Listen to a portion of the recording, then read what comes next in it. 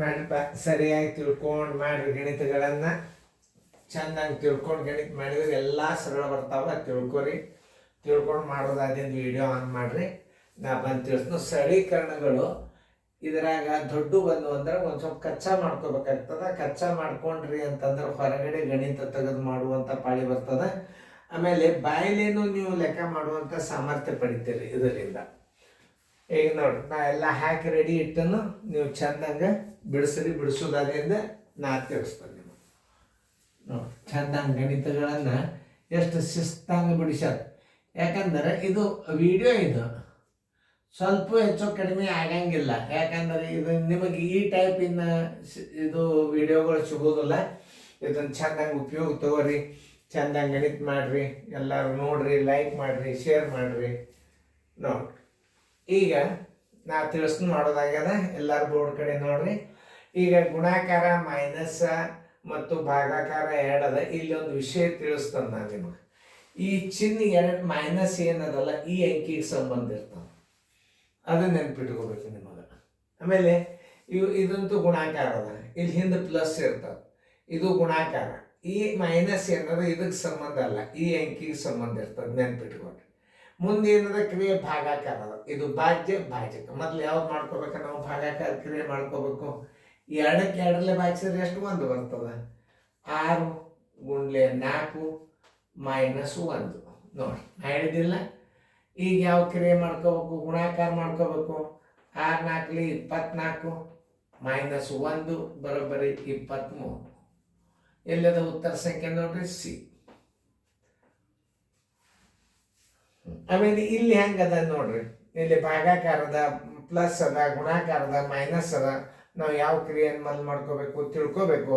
ಮೊದಲು ಭಾಗಾಕಾರ ಕ್ರಿಯೆ ಮಾಡಿಕೊಂಡು ಈ ಪ್ಲಸ್ದು ಮುಂದೆ ಇಡಬೇಕಿದ್ರ ಉತ್ತರ. ಇದು ಭಾಳ ಇಂಪಾರ್ಟೆಂಟ್. ಎಲ್ಲರ ಮನಸ್ಸಿಗೆ ಬಂದಲ್ಲೇ ಇಡಬಾರ್ದು.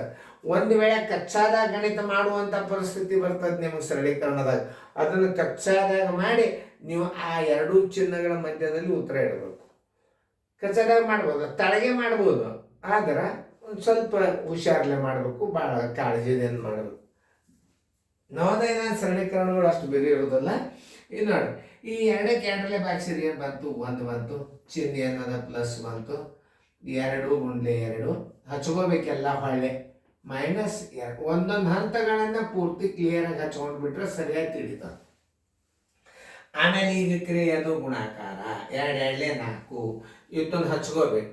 1 + 4 -2 ಬರೋಬ್ಬರಿ ಎಷ್ಟು? ಇದರ ಪ್ಲಸ್ಗಳಂತೂ ತಗೋಬೇಕು. ನೋಡಿ, ಇವು 4 1 5. 5ರೊಳಗೆ 2 ಹೋದರೆ 3. ಎಲ್ಲಿದೆ ನೋಡ್ರಿ ಉತ್ತರ ಸಂಖ್ಯೆ 3. ಉತ್ತರ ಸಂಖ್ಯೆ 3, ಉತ್ತರ ಸಂಖ್ಯೆ ಸಿ. ನೋಡಿ, ಇಷ್ಟು ಚಂದ ತಿಳಿಸಿ ಹೇಳಿರ್ತದ.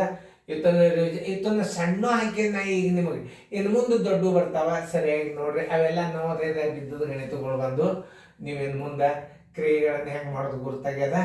ನೀವು ಸರಿಯಾಗಿ ಮಾಡಿರಿ, ನಿಮಗೆ ಈಸಿಯಾಗಿ ಉತ್ತರ ಬರ್ತದ. ನೋಡ್ರಿ, ಮಾಡೋದಾಯ್ತಲ್ಲ? ಓಕೆ. ಈಗ ಈ ದುಂಡು ಕಂಸ ಉತ್ತರ ತೆಗೆದ್ರಿ ಅಂತಂದ್ರೆ ಚೌಕಾಂಶ ಉಳಿತದೆ. ಉತ್ತರ ಬಾಯಲ್ಲೇನೆ ತೆಗಿಬೋದು. ನೋಡ್ರಿ, 20 + 6 / ಚೌಕಾಂಶ. ಇದು ನೋಡಿ, ಇದು 17 3 ಇದರದೇ. ಅಥವಾ ಈ 51ಕ್ಕೆ 3 ಭಾಗಿಸಿದ್ರೆ 3 1 3 7 -5. ನೋಡ್ರಿ, ಇದನ್ನ ಎರಡು ಒಮ್ಮೆ ಬಿಡಿಸೋರಿ. ಚಿಹ್ನೆ ಮೈನಸ್ ಹಾಕ್ರಿ. 5 3 15 ಆಯ್ತು ಚೌಕಾಂಶ. ನೋಡಿ, ಸರಳ ಅದ. ಆಮೇಲೆ 20 + 6 / 17ರಾಗ 15 ಹೋದ್ರೆ 2. ಈಗ ಯಾವ ಕ್ರಿಯೆ? ಭಾಗಾಕಾರ ಕ್ರಿಯೆ ಮಾಡ್ಕೋಬೇಕು. ನೋಡಿ, 20 + 2 3 6. 20 1 3 23. ಉತ್ತರ ಸಂಖ್ಯೆ ಸಿ.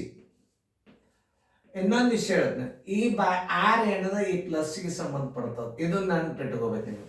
ನೋಡಿ, ಇದರ ಉತ್ತರ ಎಷ್ಟು ಬಂತು? 3. 20 + 3 ಚಂದಾಗಿ ಬಿಡಿಸ್ಕೋರಿ. ನೋಡ್ರಿ, ಫೇರ್. ಇನ್ನೊಂದ್ಸಲ ಟ್ರೈ ಮಾಡಿರಿ ಗಣಿತಗಳನ್ನು.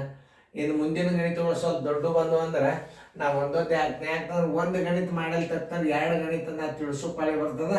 ಒಂದೊಂದು ಬೋರ್ಡ್ದ ಒಂದೊಂದೇ ಸರಳೀಕರಣಗಳನ್ನ ಹಾಕೊಂಡು ಬಿಡಿಸ್ರಿ. ಯಾಕೆ ಒಂದು ತಪ್ಪಿತು ಅಂದ್ರೆ ನಾ 2 ಮತ್ತೆ ಹೊಳ್ಳಿ ಬಿಡಿಸ್ಬೇಕಾಗ್ತದೆ. ಎಲ್ಲರೂ ಲಕ್ಷ ಕೊಟ್ಟು ನೋಡ್ರಿ.